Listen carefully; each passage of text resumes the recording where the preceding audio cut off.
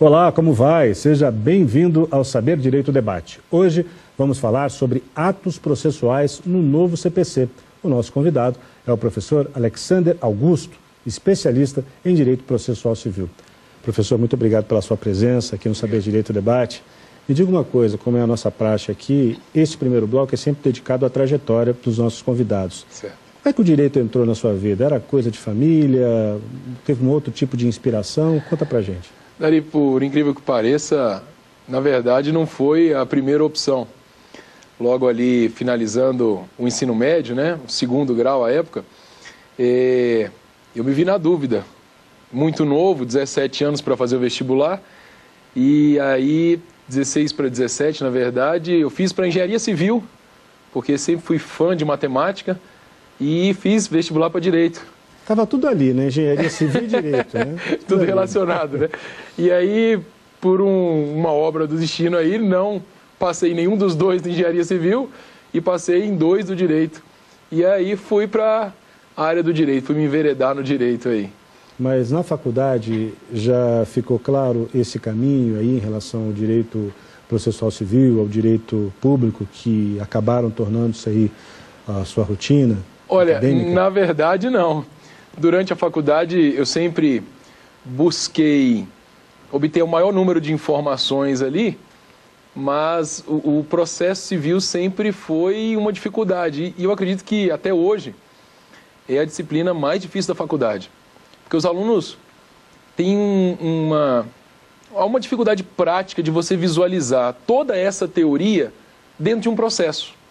E aí alguns professores conseguem facilitar essa visão, levando o processo para a sala de aula, mostrando para o aluno como funciona, casos práticos, e aí torna mais fácil. Mas o processo civil sempre foi o meu ponto fraco. E aí eu sempre falo em sala de aula que eu tive o privilégio de ter um professor que acaba se tornando um amigo, que falou para mim: Alexander, a matéria que você não estuda, que você acha que é difícil, é aquela que te reprova. Porque a partir do 4º para o 5º semestre, eu já coloquei na minha cabeça que eu queria concurso público, sabia que eu queria, e aí já estudava pesado. E aí, por conta dessa informação dele, eu coloquei isso em mente e passei a estudar mais, com mais afinco, tentando entender, mas te garanto que até o final ali da faculdade, pouca coisa eu consegui assimilar, justamente por ser algo muito abstrato. Mas depois a coisa caminhou. E aí comecei a estudar, fiz uma especialização em processo civil, dou aula há mais de 10 anos de processo civil e direito administrativo e hoje amo a matéria, hoje eu amo processo civil. É impressionante como os professores são decisivos às vezes nas trajetórias, né? São. Porque a gente não está imune às dúvidas quando chega na faculdade, pelo contrário, muitas aqui acabam aflorando naquele período, e ele pelo jeito foi decisivo aí na sua formação. Foi decisivo. Professor Thales me colocou no caminho ali do processo civil e me mostrou a maravilha que era a disciplina, e eu acabei abrindo os olhos para o processo civil. Mas a sua rotina profissional hoje envolve a atividade como oficial de justiça. Por que o senhor escolheu esse ramo? Numa primeira escolha, eu quis o serviço público. E aí, dentro do serviço público, uma vez no serviço público, já fui servidor do STJ, fui nomeado para o Ministério Público, fui nomeado advogado da DataPrev. Dentro dessa escolha, eu sabia que mais adiante eu queria oficial de justiça pela liberdade de horário, pela flexibilidade no trabalho e por buscar uma qualidade de vida um pouco diferenciada. Então eu queria mais adiante poder jogar bola com meu filho, poder ir ao cinema durante a semana e deixar a atividade de oficial de justiça separada em outros momentos do dia. A gente tem uma rotina bem diferente do servidor tradicional, né, que tem aquele horário fixo de trabalho, tem ali à sua disposição um estacionamento, um ar-condicionado. A gente não, a gente pega sol, pega chuva, por vezes a gente sai de casa às 6 horas da manhã, volta... Exemplo da citação de um cantor. E eu fui citar um cantor de música sertaneja em um determinado local, mas para citá-lo não adianta eu chegar lá meio-dia, 4 horas da tarde, eu tenho que chegar lá às 11 horas da noite, meia-noite. E eu chego a esse local e me informam, não, ele não toca aqui mais, ele toca num outro local. E lá vai. E lá vou eu, 4 e tanto da manhã, para o outro local para encontrar ali. É muito engraçado que, chegando ao local, eu perguntei, né, para o gerente quem era a pessoa, e ele, muito feliz, foi me atender. Ah, sou eu. Só que ele imaginava que eu queria um autógrafo. E não era bem isso. Ele não imaginava era outro tipo de autógrafo, né? Ele não imaginava que o autógrafo era no mudar de estação. No caso dele era de alimentos, envolvia uma questão bem peculiar. E aí, nesse caso, a gente tem que ter o cuidado de chamar a pessoa, preservar a pessoa, para que ninguém tome conhecimento do que se trata. Mas ele não ficou muito satisfeito, não. Já tomou susto trabalhando como oficial de justiça? Já tive que dar a voz de prisão aí por desacato. A gente, no geral, a gente trabalha sozinho. E aí você acaba sendo um alvo muito fácil de quem acaba se descontrolando na situação, ficando nervoso, ou não compreende a diferença do oficial de justiça para a polícia, acha que você é polícia, que você vai prender, ou alguma coisa do tipo, e aí você pode ter uma dor de cabeça no cumprimento do mandado. E já ficou bastante sensibilizado durante uma citação, uma intimação? Aí a gente fica. Em algumas situações a gente fica... Só pode dar um Por exemplo, quando você tem que fazer o despejo de uma família. Mas são situações que a gente tem que tentar manter o máximo possível de controle de forma objetiva. E aí eu sempre tento me colocar numa postura neutra, para não assimilar essa carga. Porque eu sempre penso, da mesma maneira que eu preciso, nesse momento, retirar uma pessoa dessa casa, do outro lado do processo, tem uma pessoa que pode estar dependendo desse valor do aluguel. Então, são duas pontas e eu tento ser totalmente imparcial. Se o magistrado, que é quem detém o processo, quem olhou todas as argumentações, determinou a retirada, então, por bem ou por mal, ela tem que ser feita. E eu, por um bem pessoal, tenho que, ao máximo, tentar não assimilar essa carga processual. Tá certo. Professor, vamos ao nosso primeiro intervalo? Vamos. Perfeito. Vamos fazer essa primeira paradinha. Daqui a pouquinho a gente volta com o Saber Direito Debate. Até já. O Saber Direito Debate está de volta hoje com o professor Alexander Augusto, especialista em Direito Processual Civil. Professor, agora vamos falar daquilo que foi discutido ao longo das aulas, né, do curso que o senhor preparou e que foi exibido ao longo da semana aqui na TV Justiça. O senhor pensou em quem quando formulou esse curso e qual foi o seu objetivo? Eu pensei tanto nos alunos de faculdade, aqueles alunos de concurso público e os alunos do exame da ordem.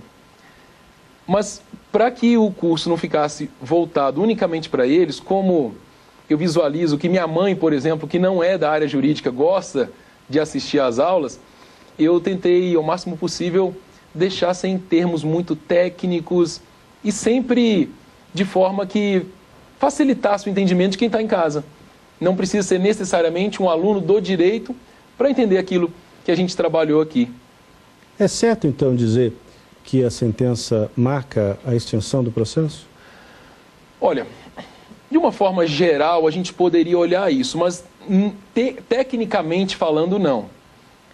Houve uma grande discussão na nova legislação processual para se definir o conceito de sentença. A sentença, tecnicamente falando, ela não acaba o processo. De modo geral, o cidadão em casa vai olhar a sentença como, ali acabou. Mas nem sempre acaba. Porque quando ele dá uma sentença dizendo, olha, o João tem que indenizar o Francisco em 10 mil reais por conta da batida do carro. Eu pergunto ao cidadão, acabou o processo? Para você acabou? Você está satisfeito só com esse pedaço de papel? Não está satisfeito. E foi isso que o legislador trouxe para o Código de Processo Civil. E aí ele diz, não, a sentença ela não acaba o processo, ela encerra essa etapa cognitiva, essa etapa de conhecimento. Então, até essa etapa de conhecimento nós tivemos uma sentença, agora vamos seguir. Se ele te pagar, ok, acaba o processo. Se ele não pagar, a gente inicia uma nova fase que é a de execução. Então vamos atrás desse dinheiro. Um ato processual publicado no feriado de Natal, vale? Bom, dificilmente nós teremos uma publicação dele no feriado de Natal. Mas ele poderia ser praticado no ato de Natal? Pode ser praticado, sem problema algum. A gente comentou durante as aulas sobre citação, intimação e tutelas de urgência. E aí eu até falei da necessidade, por exemplo, de uma pessoa conseguir uma vaga numa UTI. Seria possível praticar esse ato no feriado de Natal? Seria plenamente possível. Agora, caso nós tivéssemos um diário da Justiça publicado excepcionalmente, seria válida a intimação? Seria válida. Só que o prazo, por exatamente esse exemplo, estar ali de 20 de dezembro a 20 de janeiro, o prazo não teria sua contagem iniciada, porque é um período em que a contagem dos prazos elas ficam suspensas. E eu até comentei, eu dei o título aqui, Férias dos Advogados, que eu não posso contar o prazo, justamente que é o período que a lei trouxe para o advogado conseguir descansar. Falando em prazo, o juiz pode interferir num prazo previsto no CPC? É interessante, porque a gente sempre tem a ideia de que se a lei falou o prazo, é aquilo e ponto final. Mas aí eu trouxe 3 momentos nos quais o juiz, ele verifica, por exemplo, que ele está diante de um processo que tem 50, 100 folhas numa sentença. E a pessoa vai ter 5 dias apenas para recorrer. Então, é injusto pensar que a pessoa teria que ler 100 páginas, interpretar 100 páginas, impugnar 100 páginas com 5 dias para recorrer em embargo de declaração. Então, esse é um caso que, por exemplo, a lei fala, embargo de declaração tem prazo de 5, mas nesse caso, pela circunstância concreta, o juiz pode estender esse prazo, ele pode dilatar esse prazo. Não, olha, nesse caso o prazo vai ser de 10. Eu até comentei que nas comarcas de difícil transporte, aí a gente imagina uma situação em que a pessoa tem que pegar um barco, tem que pegar um avião, tem que pegar um animal para ir ao centro da cidade, o juiz pode prorrogar os prazos por até 2 meses. E no caso de uma calamidade pública, ele pode até ultrapassar esse prazo.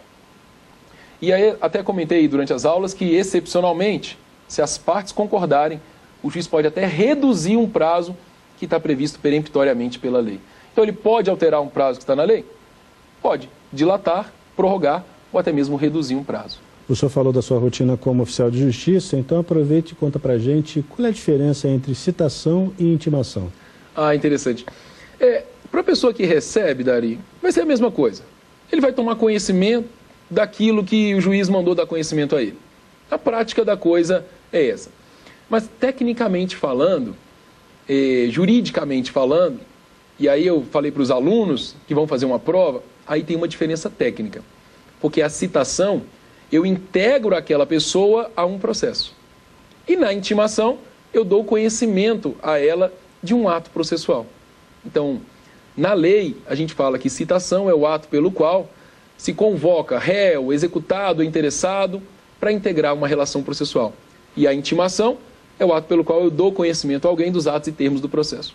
Então essa é a ideia. Citação no início do processo, intimação dali em diante. Mas na prática, quem nos assiste, o cidadão, ele vai verificar que nos 2 casos eu estou dando conhecimento. Olha, existe um processo, olha, você tem que ir para uma audiência, olha, você tem que se manifestar sobre uma petição que foi colocada nos autos. A ideia é essa, dar conhecimento de alguma coisa. Houve alguma mudança nos efeitos da citação do código anterior para o atual? Houve efeitos bem importantes, e aí para fins de prova. Então, o código anterior ele trazia 5 efeitos. O novo código só traz 3.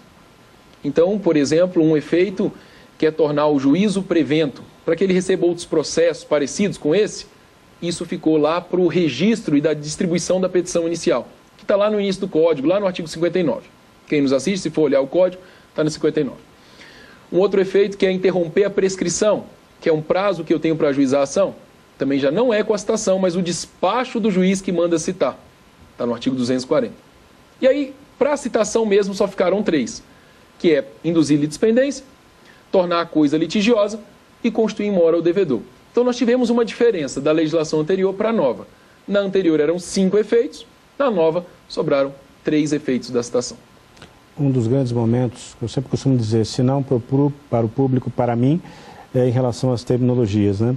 E tem uma que me interessou bastante aqui, que é a citação por hora certa. Você pode dizer o que é isso? A citação por hora certa, Ari, é quando a gente brinca, nós oficiais de justiça, né? A gente brinca que o nosso cliente está se escondendo. Nosso cliente é o jurisdicionado, é aquele que eu estou procurando. E aí eu vou ao prédio, eu gosto muito de ter uma amizade com os porteiros, porque o porteiro te dá toda a informação. E aí o porteiro diz, rapaz, ele está em cima, mas ele não está atendendo ninguém não. E aí quando ele me fala isso, eu já vou caladinho, subo o elevador, olho na porta, escuto, vejo se tem alguém lá dentro, já dou uma olhada no vão da porta e verifico que tem alguém lá dentro. Nesse caso, se há essa suspeita de ocultação, a lei traz os requisitos. A lei fala, o oficial de justiça não precisa se estressar. Está se escondendo? Faz 2 diligências, intima alguém do local, volta no outro dia. Se encontrar ele no outro dia, ótimo. Se não encontrar, é a citação por hora certa. Porque eu marco um horário no dia seguinte que eu vou voltar, dizendo, olha, eu vou voltar aqui amanhã, meio-dia. Se meio-dia ele estiver lá, ótimo. Se não estiver, ótimo também. Está citado. E aí é citação por hora certa. Tá certo. Vamos a outra pausa, professor? Vamos. Ok, vamos ao outro intervalo. Saber Direito Debate volta dentro de instantes. Não saia daí.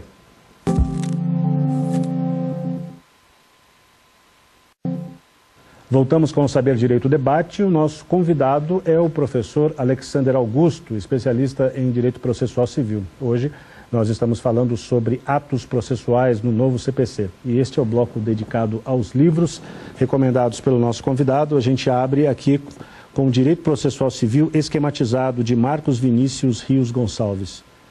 A que se destina, para quem se destina essa obra?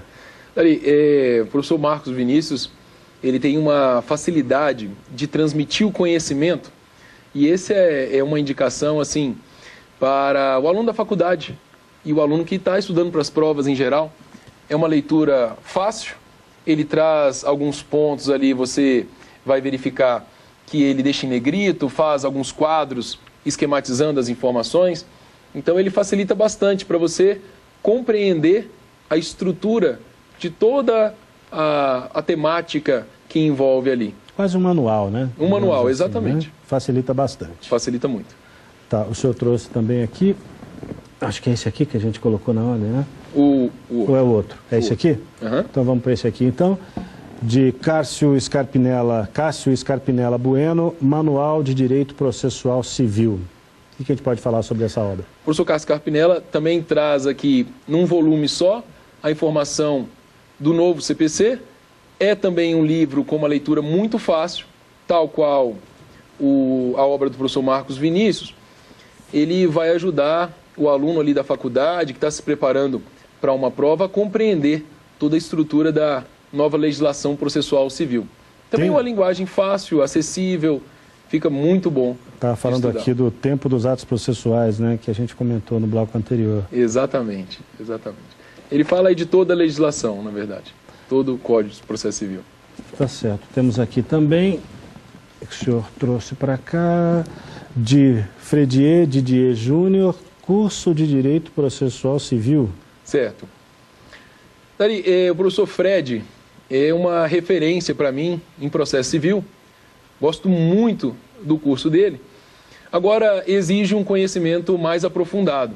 Isso aqui já é para iniciados. Já iniciados, exatamente. Ali, depois que o aluno já compreende a estrutura do tema, aí ele pode passar para o estudo aqui do manual do professor Fred, que ele é bem mais aprofundado e ele exige, de uma forma ou de outra, que o candidato aí já tenha um conhecimento daquilo que vai ser trabalhado. Mas é uma obra muito, muito boa. É uma obra de referência, né? Como todas essas que o senhor trouxe aqui. Todas. Gostaria de tratar com o senhor também de outros assuntos relacionados à aula que o senhor deu aqui, né? As 5 aulas, sobre contagem de prazo, né? Já que a gente está falando em tempo de ato processual.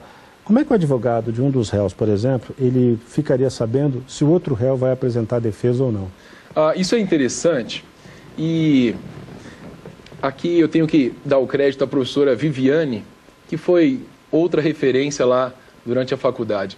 E a professora me ensinava sobre a história da contagem dos prazos. E a gente tem uma questão dentro do CPC que fala que quando eu tenho, por exemplo, 2 réus, e eles têm 2 advogados diferentes, com escritórios diferentes, eles têm prazo em dobro. Então, imaginemos que quem nos assiste é um advogado, e essa pessoa que nos assiste é o meu advogado. ele sabe que é o meu advogado e automaticamente, Dari, ele sabe que não advoga para você. Então ele está confiando que você vai contratar um advogado e que você vai apresentar a sua defesa. E, logicamente, você não é do mesmo escritório que ele está confiando nisso. Então, por essa situação, ele conta o prazo em dobro. O prazo da defesa, que é de 15 dias úteis, a gente fala que são dias úteis, prazos processuais, ele está contando com 30. Só que ele é surpreendido no último dia do prazo, ele apresenta a defesa com 30 dias, mas você não aparece. Como eu saberia que você não iria apresentar a defesa, Dari? Não tem como saber. Então, o meu advogado ele não tem como saber. O legislador, pensando nisso, falou, não se preocupa. Eu estou ciente que você não teria como saber. Até aqui, o seu prazo é em dobro. Daqui para frente, você já sabe que o Dari não veio. Daqui para frente, cessa esse privilégio e aí o prazo volta a ser simples. O CPC, ele estende esse prazo em dobro para mais alguém? Estende. O CPC, eu gosto muito da nova legislação porque ela simplificou demais os institutos. Falou assim, olha, o prazo é em dobro para essas pessoas que a gente falou, para Ministério Público, Defensoria Pública e órgão de advocacia pública. E aí, falava da professora Viviane, professor Thales, eles foram bases no meu caminho pelo direito. E aí advogamos no núcleo de prática jurídica. E a lei fala, esses núcleos de prática jurídica das faculdades, os escritórios das faculdades de direito, eles exercem a mesma atividade que a Defensoria Pública faz. Então, além de Ministério Público, Defensoria Pública, Advocacia Pública, eu estendo esse prazo também para esses escritórios das faculdades de direito e outras entidades que sejam conveniadas com a Defensoria Pública. Esse tem prazo em dobro. Ainda falando em prazo, existe alguma previsão, um amparo legal, enfim, para que o advogado que trabalha sozinho possa tirar férias? Isso é um tema sensacional do novo Código. Ele falou, olha, advogado, eu sei que você não consegue tirar férias, mas eu vou estabelecer um prazo aqui dentro da lei, no qual eu vou suspender a contagem de todo o prazo. Não vai ser feita audiência, não vai ter sessão de julgamento. Então, quer marcar suas férias? O prazo é 20 de dezembro a 20 de janeiro. Só que aí, Dari, a gente tem que ter o cuidado, porque a gente está falando de processo civil. E eu posso ter outra legislação que não suspenda esse prazo. E aí o advogado, ele ainda tem que se esbarrar no problema de ter que o tribunal suspender os prazos em outros processos. Então, no âmbito processual civil, ele consegue tirar férias de 20 de dezembro a 20 de janeiro. O advogado também pode fazer intimação? Pode. O Código traz a possibilidade de um advogado intimar o outro para que possa, por exemplo, começar a contagem de prazo para pagamento de uma dívida e pode intimar testemunha. Isso é importante porque a gente até economiza no âmbito do judiciário ao passar esse ônus para o advogado. Advogado, você traz a sua testemunha. Só que, no mais das vezes, a testemunha não vai. E aí, se a testemunha não for, o advogado perdeu aquela prova. Então, o que a lei fala? Advogado, você leva a testemunha e você, se for o caso, intima a sua testemunha. Se ela não comparecer, aí tudo bem, eu dou a ordem para ela comparecer aqui. Professor, eu queria agradecer pelo seu tempo, pelos seus esclarecimentos aqui no Saber Direito Debate. Muito obrigado. Viu? Eu que agradeço a oportunidade. É isso aí, o Saber Direito Debate fica por aqui, mas você pode rever esta edição na internet. É só acessar tvjustiça.jus.br. Edições anteriores também estão disponíveis lá. Perguntas e sugestões podem ser enviadas para o nosso e-mail, saberdireito@stf.jus.br. Muito obrigado pela companhia e até semana que vem.